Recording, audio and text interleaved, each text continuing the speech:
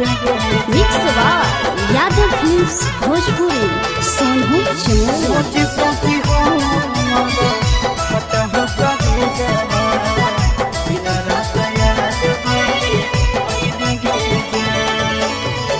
हर दिला को जानो जइबे ससुर दिया पियावा के से दिया सा जइबे गे जान। हर दिला को जानो जइबे ससुर दिया पियावा के से दिया सा जइबे गे जान। सोची सोची हमारा फाट हो कले जावा दिन रात याद बड़ी अहिबे गे जान जान गे। सोची सोची हमारा फाट हो कले जावा दिन रात याद बड़ी अहिबे गे जान। हर दिला को जानू जइबे ससुर दिया पियावा के से दिया सा जइबे गे जान। हर दिला को जानू जइबे ससुर दिया पियावा के से दिया सा जइबे गे जान। सोची सोची हमारा फाट हो कबे जावा दिन रात याद बड़ी अइबे गे जान जान गे। सोची सोची हमारा फाट हो कबे जावा दिन रात याद बड़ी अइबे गे जान।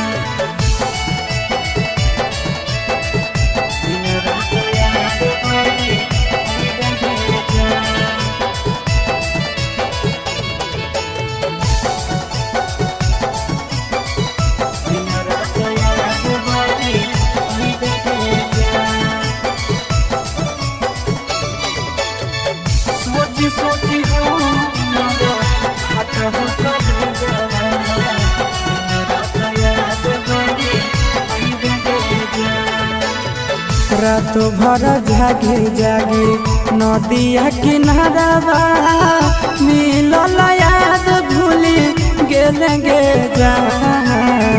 रात भर जागे जागे नदिया किनारा मिलल याद भूली गेले गे जान। सोची सोची हमारा फाट हो कबे जावा दिन रात याद बड़ी अइबे गे जान जान गे। सोची सोची हमारा फाट हो कबे जावा दिन रात याद बड़ी अइबे गे जान। रात भर जागी जागी नदिया किनारा मिलल याद भूली गेले गे जान। रात भर जागी जागी नदिया किनारा मिलल याद भूली गेले गे जान।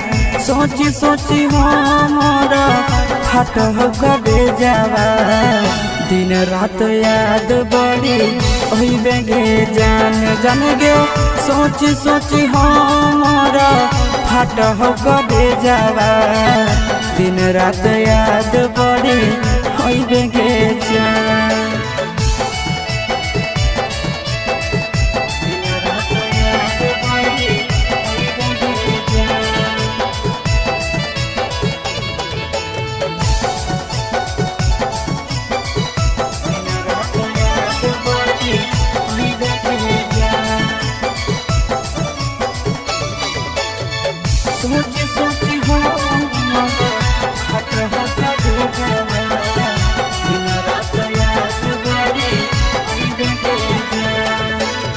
नंदन के जिंदगी जानो देव ही उजाड़िए गे पियावा के घरवा सइबे गे जान।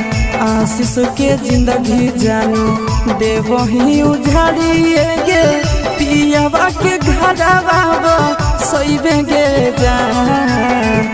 सोची सोची हमारा फाट हो कबे जावा दिन रात याद बड़ी अइबे गे जान जान गे। सोची सोची हमारा फाट हो कबे जावा दिन रात याद बड़ी अइबे गे जान। विकेश के जिंदगी जानो देबही उजाड़िए गे पियावा के घरवा सोइबे गे जान। आशीष के जिंदगी जानो देबही उजाड़िए गे पियावा के घरवा सोइबे गे जान। सोची सोची हमारा फटह करे जावा दिन रात याद बड़ी अइबे गे जान। जाने गे सोची सोची हमारा फटह करे जावा दिन रात याद बड़ी अइबे गे जान।